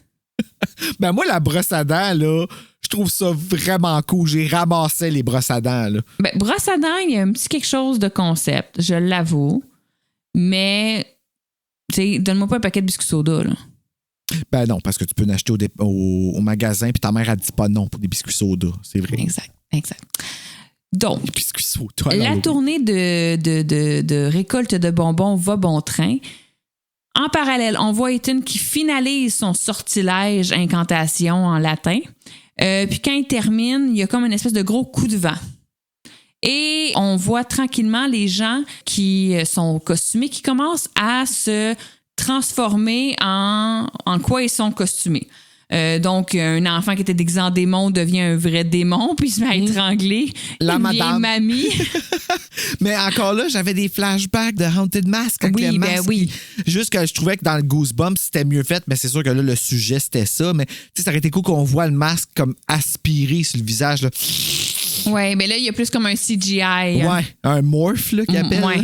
On entend crier un peu, puis là, il y a Willow qui est déguisée en fantôme, qui commence à avoir de la difficulté à respirer, puis elle passe out, donc elle tombe, elle perd connaissance, s'effondre par terre, puis comme elle se réveille, mais on voit son corps encore par terre, puis elle qui se lève, donc vraiment comme le fantôme de Willow qui revient, mais son corps reste par terre. Mais elle a gardé le linge que Buffy a prêté. Oui. Elle revient pas avec le drap de fantôme, elle revient juste avec le linge de la festie sexy, là. Fait que c'était quand même, tu sais, ça, c'était bien pensé. Oui. Tu sais, comme pour qu'elle était devenue un fantôme, mais que ça paraît pas. C'est juste que ce qui m'agresse, c'est qu'elle peut toucher certaines choses puis pas d'autres, tu sais. Oui, après ça, le code du fantôme est maintenu, oui et non, quand ça marche, quand ça fait... Ouais, c'est ça. Quand il faut qu'elle évite, elle peut passer à travers un mur, mais elle fait le contour d'un rideau. Bizarre. Elle est un fantôme. Ouais. Mais bon. Xander, lui, devient un soldat. Ouais. Donc, puis contrairement à Xander et Buffy, qui vont devenir leur personnage et donc perdre la mémoire, Willow, elle, en tant que fantôme, est encore Willow. Donc, elle est Willow, elle se rappelle de Xander, de Buffy, elle sait c'est quoi qui se passe. Donc, elle n'a pas perdu la mémoire, puis c'est nécessaire... Parce que si tout le monde avait perdu la mémoire, ça serait chaotique en esti comme épisode. Elle a une chance que Willow est là. Donc, Buffy, Willow se rappelle de ce qui se passe. Ensuite, Willow entend des bruits de fusil, donc elle dit Xander. Donc elle retrouve Xander dans la rue, qui ne la reconnaît plus. Elle le convainc de pas tirer sur les gens parce que le démon, c'est un petit gars de 5 ans. Fait que ça serait fun, tu tires pas dessus. Parce que son faux pistolet qu'il a acheté chez Ethan est devenu un vrai gun. Là. Oui, avec la tech de caméra que on retire la main, quelqu'un en dessous, il passe le nouveau, on lève. Puis là, c'est un méga gun là, qu'en dessous, là, une mitraillette. Et là, je voudrais jamais avoir ça dans mes mains, moi. Puis c'est à ce moment-là, comme tu disais, que Xander veut comme s'en aller, puis Buffy, Willow se met devant lui, puis il passe au travers d'elle. Oui! Donc, ce qui nous confirme qu'elle est bel et bien un vampire. Puis elle panique pas pour quelqu'un qui est mort. Non, elle est quand même relaxe avec ça. Ensuite, on retrouve Buffy dans la rue aussi, qui est désorientée, effrayée et confuse par le monde moderne, parce que là, elle est devenue une princesse de 1775. Mais ça aussi, elle est une fille de 1775, mais il y a des choses qui la font réagir, d'autres choses qu'elle réagit pas. Mettons, juste le gun, elle devrait avoir vraiment peur du gun. Elle a pas tant peur du gun. Elle a full peur d'un char à maner. Mais... La maison, les cadres, elle devrait vraiment être plus en réaction que ça. Oui, c'est ça. Puis son accent, dégueulasse. Ouais. Ça marche, oui et non. Elle est comme devenue une fille des années 1775. Puis là, elle a plus les cheveux relevés. C'est comme si c'était devenu ses vrais cheveux, sa perruque. En tout cas, l'effet qu'ils veulent faire. Ah, OK. OK, c'était pour ça qu'ils ont... Moi, c'est ce que j'ai l'impression. Ça a moins l'air d'une perruque qu'au début, quand elle est déguisée. Ouais. Mais ça a quand même une perruque. Ouais. On voit des vampires dans la rue. Elle perd connaissance en voyant des vampires. Puis qu'il y a une voiture qui passe, puis elle crie « Un démon! » en regardant la voiture. Donc, Willow décide d'amener tout le monde chez Buffy, où sa mère, Joyce, est heureusement absente. Ça tombe bien, parce que ça aurait été dur à expliquer. Un petit peu.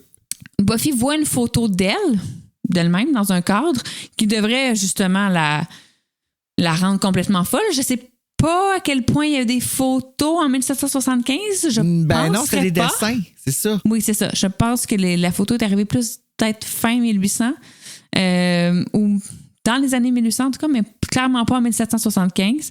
Donc, elle voit une photo d'elle-même. Elle se reconnaît dans le sens elle comprend que c'est elle, mais c'est pas elle. Donc, c'est ça. Elle dit, je porterai jamais ces vêtements-là. Oui, c'est ça, parce qu'elle est comme en camisole, mettons, sur la photo. T'sais. Elle se rappelle de rien. Il y a un démon qui essaie de défoncer la porte. Dehors, on entend Cordelia crier, donc Xander se précipite à son secours, non pas parce que c'est Cordelia, mais parce que c'est un soldat qui va sauver une femme en difficulté. Et elle se donne Charisma Carpenter. Hein, quand elle court... Ça, là, c'est tellement une actrice dévouée, là, cette femme-là. Je la regarde de plus en plus. J'ai regardé un petit documentaire sur elle il y a pas longtemps en plus. Puis, tu sais, quand elle sauve dans la rue, là, c'est pas fake. Sa peur a l'air vraie, tu sais. Comme quand elle saute, là, qu'elle rentre dans le char, ça a vraiment l'air d'être une surprise quand Xander, je pense que c'est Xander qui l'attrape. Ouais. Elle a l'air surprise par Xander. Comme, c'est fou comment cette comédienne-là, elle est vraiment meilleure que qu'est-ce qu'on lui a donné comme crédit, mettons. Oui, je comprends. Cordelia, elle, on se rappelle, elle était déguisée en chatte. Mais quand Xander va la sauver puis il la ramène chez Buffy, elle est Cordelia, là, elle n'est pas un chat. Mais Willow, qui a un peu compris le principe que les gens se pensent qu'ils sont ce en quoi ils sont déguisés, lui dit « Bon, Cordelia, là, t'es pas un chat, t'es Cordelia. » Puis elle commence un peu à lui expliquer comme par habitude. Puis là, Cordelia est juste comme « Ouais, je sais que je suis pas un chat, c'est de quoi tu me parles. » Puis c'est là qu'on comprend que c'est pas tous les costumes. C'est Cordelia qui, dans le fond, elle dit « Ah, il y a quelqu'un qui était déguisé en chien qui m'a attaqué, il a déchiré mon costume. » Puis là, elle dit tel magasin voudra jamais reprendre mon costume vu qu'il est déchiré, puis elle nomme un autre magasin de costumes. Hey. Ça, c'est important parce que c'est comme ça qu'on comprend pourquoi il y en a qui sont transformés, puis il y en a, puis comme Cordelia n'est pas transformée parce que Cordelia a pris son costume dans un autre magasin de costumes, mais pas chez Ethan. Hey, mais c'est-tu tellement bien ficelé, hein? Exactement. Donc, Willow est un fantôme. Elle peut pas se faire blesser, elle peut pas se faire mal. Donc, elle décide qu'elle va aller elle-même retrouver Giles pour l'aviser de tout ce qui se passe. Puis elle fait vraiment juste passer à travers le mur pour s'en aller. Puis on voit Buffy, la Buffy princesse qui voit ça puis qui est juste comme... sorcière! Ouais. Et elle ne pourrait mieux dire... Pendant ce temps-là, Cordelia et Xander barricadent la maison. Xander trouve aussi une photo du trio d'amis. Donc, il voit une photo de lui-même, Willow et Buffy. Donc, il fait comme, la fille, elle a raison, dans le fond. Genre, je dois comme être amnésique parce qu'elle me dit qu'elle me connaît, tout ça. Puis je vois qu'on a une photo, les trois ensemble. Donc, tu sais... elle doit avoir raison. Pendant que Cordelia et Xander regardent la maison, Buffy est 100% gossante et princesse. Là. C'est vraiment, elle est vraiment insupportable. Puis c'est à ce moment-là qu'Angel arrive et Xander et Buffy ne le reconnaissent pas. Out of nowhere, encore une fois, c'est ça. Il rentre là comme... Salut, je t'ai dit sûr que tout était correct. Oui, il a popé dans... moi, ça, là, ça m'énerve. Comme c'est parce qu'ils sont dans la vraie maison qu'il a popé normal. Là. Pourtant, Soundstage n'était pas construit encore. Ouais. Puis Cordelia lui explique un peu brièvement ce qui se passe parce qu'elle se rappelle de tout vu que son costume ne vient pas de chez Ethan. Ensuite, on se retrouve à la bibliothèque. Scène assez drôle parce que Giles est juste en train de vivre sa vie puis il y a juste Willow qui traverse le mur puis qui apparaît dans la bibliothèque puis... Giles en échappe. Il passe proche de l'infarctus. Là. Oui. Il est juste comme, qu'est-ce qui se passe? D'où ça sort, Elle lui explique un peu la situation, puis il lui dit, t'étais déguisé en quoi? Puis elle dit en fantôme. Puis là, il la regarde, puis il fait comme le fantôme de quoi? Parce que son costume, c'est juste une fille sexy, dans le fond. Ouais, c'est ça. Fait qu'il est juste comme, c'était quoi ton costume? Je comprends pas. Comme nous, en fait, on comprend pas le costume de Willow. Elle doit être tellement mal à l'aise, par exemple, Willow, tu sais, c'est comme le pire cauchemar de, tu sais, quand tu te réveilles. Oui, mais là, tellement en situation. Être comme tombée en mode urgence, puis comme, je pense qu'elle est rendue à un moment où, genre, elle s'en fout, là, son costume, là. Il y a des choses à régler. Là. Ouais, elle est un fantôme après tout, là. Exact. Donc, en discutant, Willow et Giles réalisent que Cordelia s'est pas transformée en chat, contrairement au costume qu'elle porte, parce qu'elle a loué son costume dans un magasin différent de celui d'Ethan. Elle a loué ça au magasin du centre. Du centre commercial, j'imagine.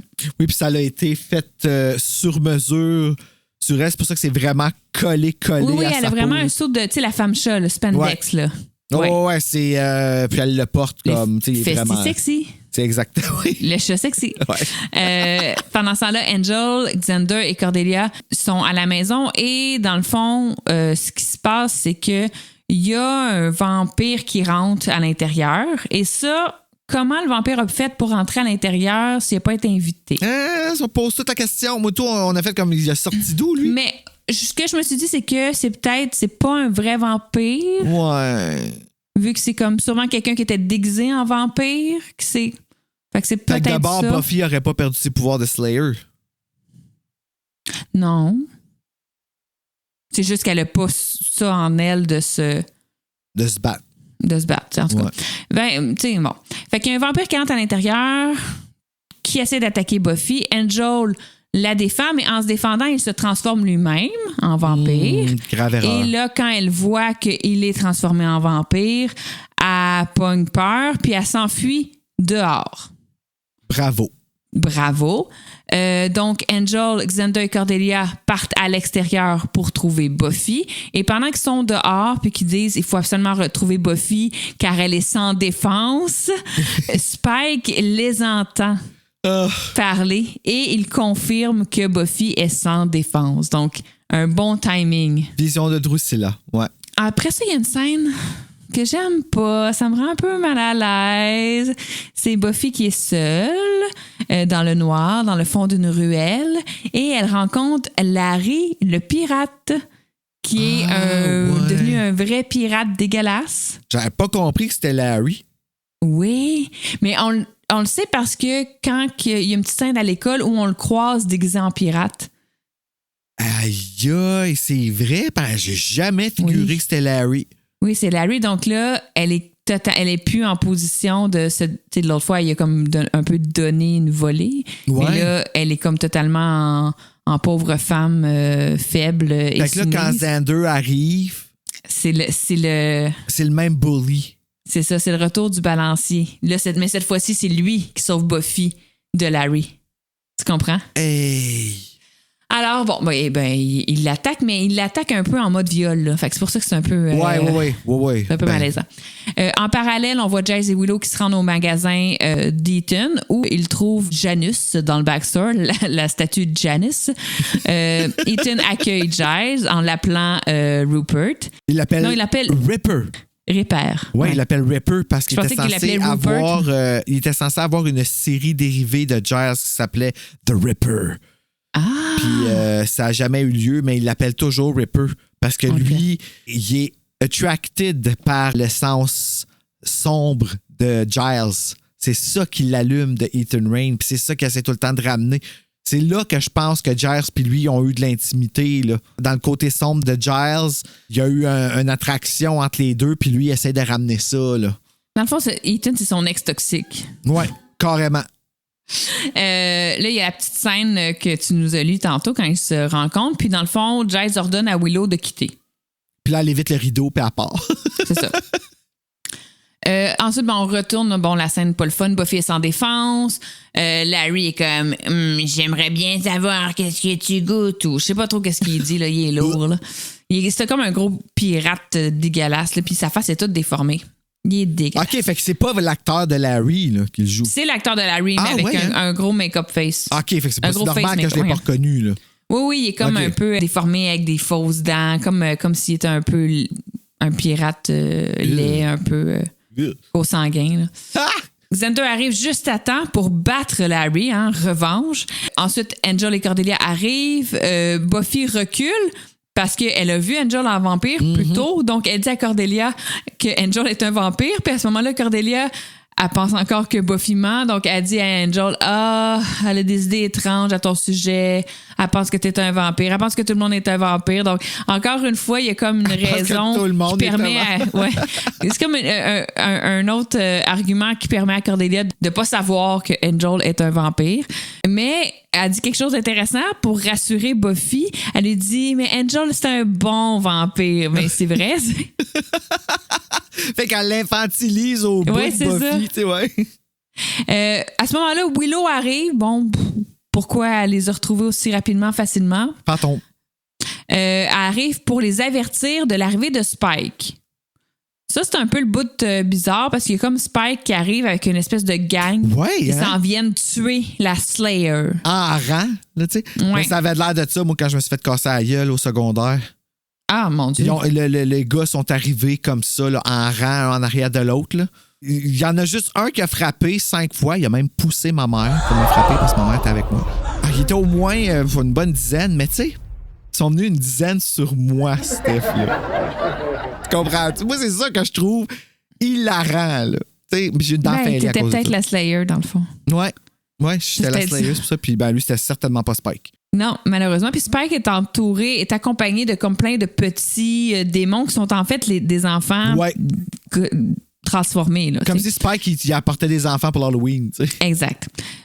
On retourne au magasin d'Ethan où Giles et Ethan discutent. Bon, il y a des petits calls qui sont faits sur le passé de Giles, mais encore une fois, c'est pas trop clair. On comprend qu'ils ont des antécédents, on comprend qu'ils ont une historique, on comprend qu'ils se connaissent, mais on rentre pas tant dans les détails. Comme je vous dis, à l'épisode 8, on va mieux expliquer ça. Dans le fond, Giles attaque physiquement Ethan, puis le persuade de lui révéler comment inverser le sort. Puis il est intimidant, Giles, quand il se fâche. Là, il monte pas encore full, comme ça va revenir une couple de fois où est-ce que Giles va faire qu'est-ce que Buffy ne peut pas faire, c'est-à-dire prendre la vie d'un humain. C'est ça, c'est quand il turn off sa switch, Giles, tu le vois dans son regard qu'il y a quelque chose qui change, puis Il fait peur, c'est un père, c'est un vrai père. Là. Tu sais, le genre, si tu t'attaques à ma fille, moi, je pourrais tuer. Exactement. Comme moi, quand il y a des contracteurs qui voulaient entrer dans la chambre de mon futur bébé et salir le plancher. Alors, c'est étant dit. C'était ça le délit. Puis moi qui est comme, si salissent quelque chose dans la chambre, je les tue. Genre, puis j'étais sérieuse. Alors, le groupe tente, quand je dis le groupe, là, c'est toute la gang. Là. Xander, Willow, Angel, Buffy, Cordelia. Ils tentent de se barricader dans une espèce d'entrepôt. On ne sait plus trop où est-ce qu'ils sont. Moi, je pense que c'est l'entrepôt de Ban Candy. Là. Ah oui, ça se pourrait. Mais la bande et Spike forcent l'entrée, donc ils défoncent la porte. Là, il y a comme une espèce de bataille. Le monde se bat un peu. Mais tout le monde réussit à se faire comme maîtriser. Tu sais, mettons, il y a comme... Angel est comme pris, là. Genre, il y a des gens qui tiennent Angel. Fait qu'il peut plus... Parce que les démons enfants sont forts. Ouais. Fait que, ouais. Tout ça pour dire que Buffy se retrouve seule devant Spike, puis elle pleure parce qu'elle est comme vraiment sans défense. Spike la gifle, super lourd comme moment. Ouais. Puis là, Angel est comme, non, laisse-la tranquille, mais il est comme retenu de force par d'autres vampires. Et puis donc, c'est long, le Jersey, pas Jersey, mais Spike s'approche tranquillement, comme un pata. Il profite. Ah oui.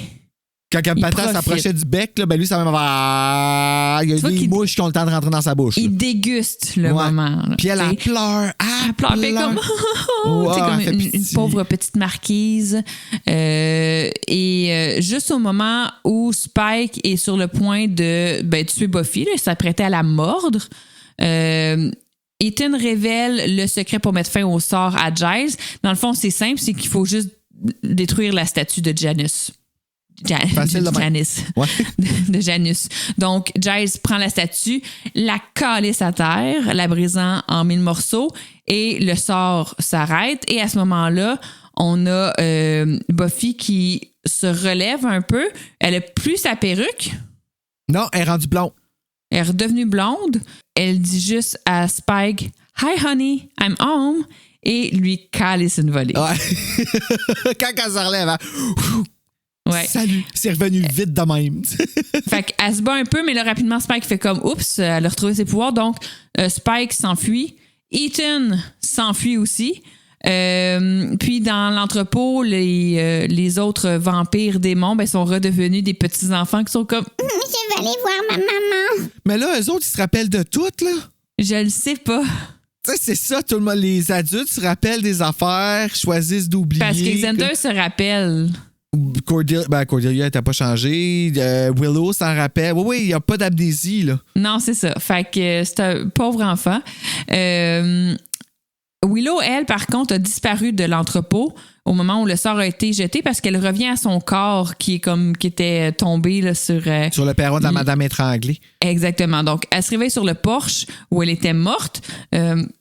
Et elle porte à nouveau le costume de fantôme, mais fuck that, elle enlève le drap de fantôme. Ça fait déjà 8 heures qu'elle se promène en festi-sexy, là, fait qu'elle va finir la soirée avec la jupe. Là. À ce moment-là, elle traverse la rue avec confiance dans sa tenue. Elle est comme... elle l'assume enfin, on pourrait dire. Il y a Oz qui est dans sa vanne. Hey, sa vanne, c'est moi où il conduit à gauche? Il conduit à droite, excuse. Ouais. Le volant est à droite. Je comprends pas, moi non plus, là, mais j'ai décidé de pas obstiner le processus. OK. Donc, il y a Oz qui est comme à un stop, dans le fond, dans sa vanne. Willow traverse la rue, puis Oz la voit. Encore une fois, il la voit, puis il dit Who's that girl? Ou quelque chose comme ça. Ah, c'est bon, cette chanson-là! Who's that girl? Mais c'est ça qu'il dit. Il redit la même phrase qu'il avait dit au bronze quand il avait vu la première fois. Parce qu'il arrête pas de la voir, mais il est comme fuck, man. À chaque fois que je la vois, elle est comme jamais pareil. Est-ce qu'il monte? Oui, puis là, elle est habillée d'une façon où il ne reverra jamais habillée de même, mais bon. Ouais. Ensuite, on s'en va à la dernière scène, qui est comme une scène OK. Parfait. Dans le fond, ça se passe dans la chambre de Buffy. Ah oui. C'est une petite scène d'amour là, entre Buffy et Angel. Oui. Donc là, bon, elle s'est mise en pyjama. Elle a été démaquillée, puis elle a fait son skincare, puis elle s'est mise en pidge. Angel est assise dans son lit, puis là, elle retourne le voir, puis elle lui dit... elle l'avoue, dans le fond, qu'elle essayait de l'impressionner. C'est pour ça qu'elle avait choisi ce costume-là, parce qu'elle se disait que c'était ça le genre de fille qu'elle aimait. Puis Angel est bien surpris parce qu'elle lui dit « Ah, j'haïssais, moi, ces gens-là, à cette époque-là. » Fait que, tu sais, c'est pas pantoute mon genre de fille. Surtout les femmes nobles, arc. Caca. Arc. Ouais, s'il était poli, le plus poli qu'il était, le moins je les aimais, genre. Et puis là, dans le fond, il lui dit que, tu sais, lui, ce qu'il voulait, c'était quelqu'un comme d'excitant, puis d'un petit peu plus hors norme. Ben ouais, ça l'emmène des bras de Darla. Ouais, c'est ça. Et ils s'embrassent et la scène se termine comme ça. Mais j'ai menti, c'était pas la dernière scène. La dernière scène, c'est le lendemain. En journée, Giles retourne au magasin d'Ethan qui est complètement vide.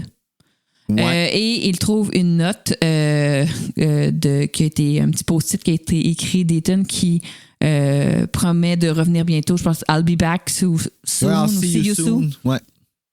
See you soon. Et c'est là-dessus que l'épisode se termine. Mais c'est quand même étrange parce que l'épisode se termine sur Giles qui nous regarde, nous autres. Je n'avais pas l'impression qu'il regardait dans l'écran plus qu'il regardait comme au loin. OK. Moi, là, à toutes les fois, la première fois que je l'ai vu, cet épisode-là à la télé, là, ça m'avait vraiment fait peur, ce bout-là. Ah, OK. Giles qui se lève les yeux puis qui me regarde, que j'étais genre... OK. Genre... Puis on dirait que j'ai comme toujours eu peur après ça d'apprendre qu'il était là pour tuer Buffy ou quelque chose de même. Genre, tu sais, c'était comme vraiment bizarre. D'apprendre que Giles n'était pas là pour les bonnes raisons? Genre, parce que la manière qu'il se lève les yeux, c'est comme si, hey, il va trahir mon secret. Puis nous autres, on est complices avec. En tout cas, c'était vraiment bizarre, mais ça m'avait bien gros mis mal à l'aise ça, quand j'étais petit. Petit, mais ado. Je comprends, mais ouais. J'aurais aimé mieux qu'on finisse sur le bec entre Buffy et Angel. Ouais, c'est... Et c'est la fin pour l'épisode 6. C'est la fin! Fait qu'on transfère au bloc 4. Yes. Je sais.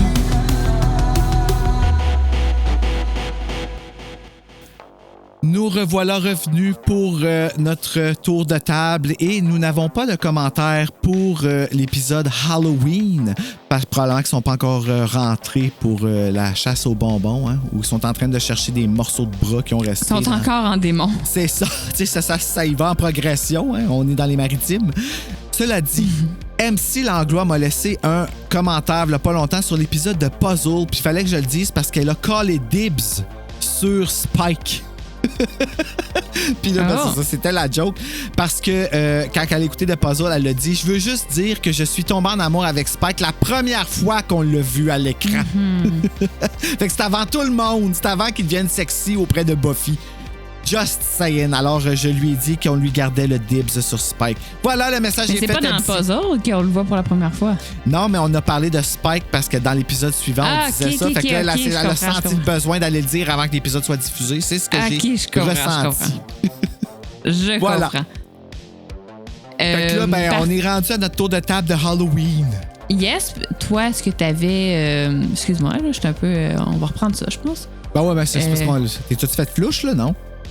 Non. OK. Tu flouche quoi?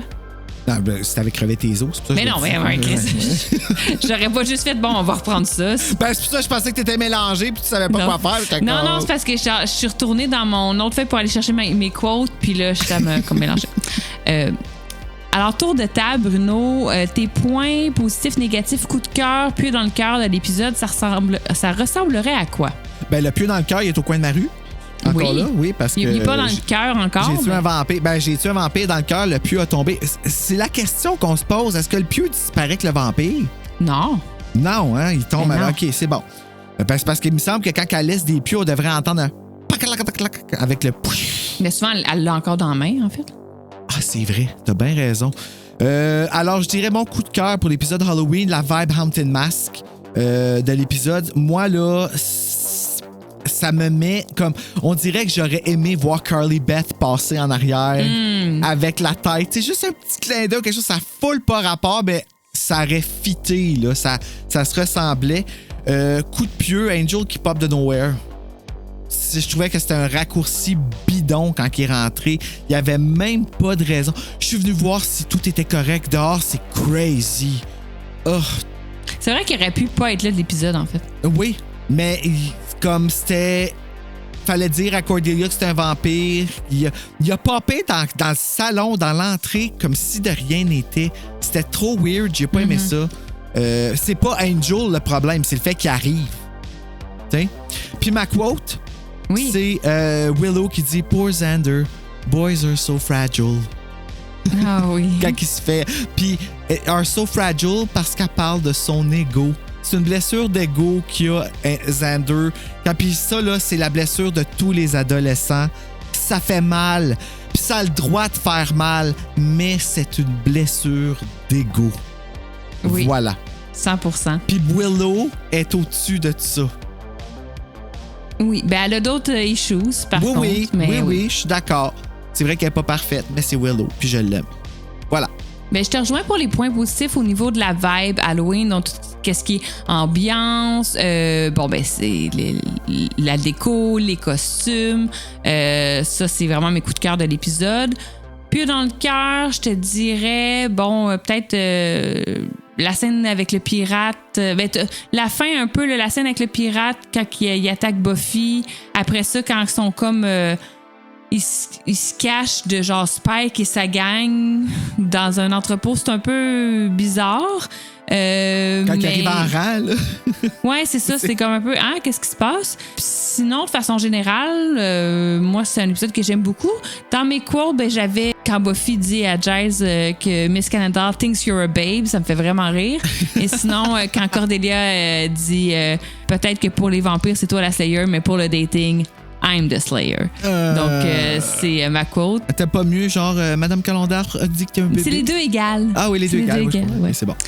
Sinon, ma note sur 5, j'ai quand même donné un 3.75 sur 5 parce que c'est un épisode que j'aime beaucoup. 3.4, moi. Fait que, OK, on est pas... On dirait que je peux aller dans des majeurs décimales, mais j'aurais pu mettre un 3.45. Là. C'était le fun, puis j'ai eu du fun à parler avec toi. Je savais pas que c'était Larry. Comme c'est ça qui est beau de tout ça en ce moment, c'est qu'on dirait que d'avoir d'autres perspectives. Moi, je pensais que Britney Spears avait beau le refaire. On continue à en apprendre à chaque épisode, la gang. À chaque épisode. Et parlant de mensonges que j'ai cru pendant autant d'années, prochain épisode, Lie to Me, mensonge. Épisode 7. La prochaine fois qu'on se retrouve, c'est pour l'épisode 7, qui est un épisode vraiment... Troublant. Vraiment bon. Oui, mais troublant. Oui, mais très bon. Oui. Les deux dans le même discours. Oui, mais c'est très bon. Et moi, Lie to Me, ça me fait vraiment penser je sais qu'il n'y a pas juste cette chanson-là, mais à la tune de Johnny Lang. Là. Je pense que c'est Oh my God! Pas mal... c'est un Montréalais, hein? On écoute-tu du Johnny Lang? Moi, là, du Johnny Lang, ça me fait penser party secondaire 4 chez ma chum de fille. On met-tu du Johnny Lang? Lie to me! Tell me everything is alright! J'étais allé le voir au Festival de Montgolfière. Il était beau, là. On tripait, là. Oh my God! Hey, je peux pas croire que quelqu'un d'autre connaisse Johnny Lang. Ben Johnny Lang, c'est like to me. Alors, en attendant d'aller, on vous mettra un petit... Pour vrai, faut écouter un petit bout de la toune au prochain épisode. Là. En attendant d'aller se retrouver à Lie to Me au prochain épisode, Bruno, si jamais tu me cherches... quoi? Moi, là, you made me swoon. Je suis plus là. Johnny Lang, man. Attends. Si jamais tu me cherches, Bruno, d'ici le prochain épisode, moi, je vais être déguisé en pirate sexy. Je vais être avec Larry. Moi, j'ai changé mon costume pour aller chez Madame Davis pour avoir une deuxième brosse à dents.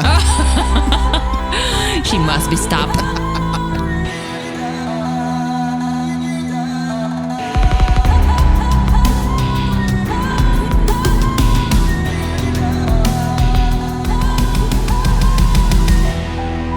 Les hormones dans la grossesse, c'est spectaculaire. Puis, il y a vraiment un moment... Je pense que je te l'ai écrit, toi, à Bruno, mais j'ai vraiment dit à mon partenaire... il m'a dit, ça va? Puis j'ai dit, je pourrais tuer quelqu'un. Puis je pense que j'étais sincère quand j'ai dit. La colère que j'avais en moi, là, tu sais, j'étais comme... On a scrappé cet épisode-là là, parce que ça commençait. Bienvenue à Buffy! Non, mais tu sais, une espèce de colère, là, tu sais, c'est comme si quelqu'un me fait chier présentement, je pourrais tuer quelqu'un. Tu sais, comme, c'est vraiment. Ben, tu sais, c'est un feeling que t'es allé dans une colère là où tu penses que c'est comme le plus extrême, mais tu sais, tu tuerais évidemment pas quelqu'un, mais. Ben. J'aurais pu pousser quelqu'un. Si, mettons, quelqu'un me laisse pas passer, tosse-toi, j'aurais pu pousser. Pourquoi j'ai comme le goût que tu le fasses? Je sais pas, je suis pas correct, hein, mais bon. Mais tu sais, si j'avais faim en plus, c'est un autre, non, niveau. ça, c'est inacceptable, ça. Non. Non. Moi, les line-up au Tim Hortons, je peux plus endurer ça. Ça va revenir, Steph. Genre, toi. C'est comme le diabète de grossesse, ça c'est parti une fois que le bébé est sorti, tu sais. Oui, c'est ça. Hey, après ça, t'as un gros postpartum puis t'as une bonne dépression nerveuse, mais c'est autre chose. Mais non, on va être là pour toi. On va voir Buffy avec nous autres, Steph. Ça va super bien aller.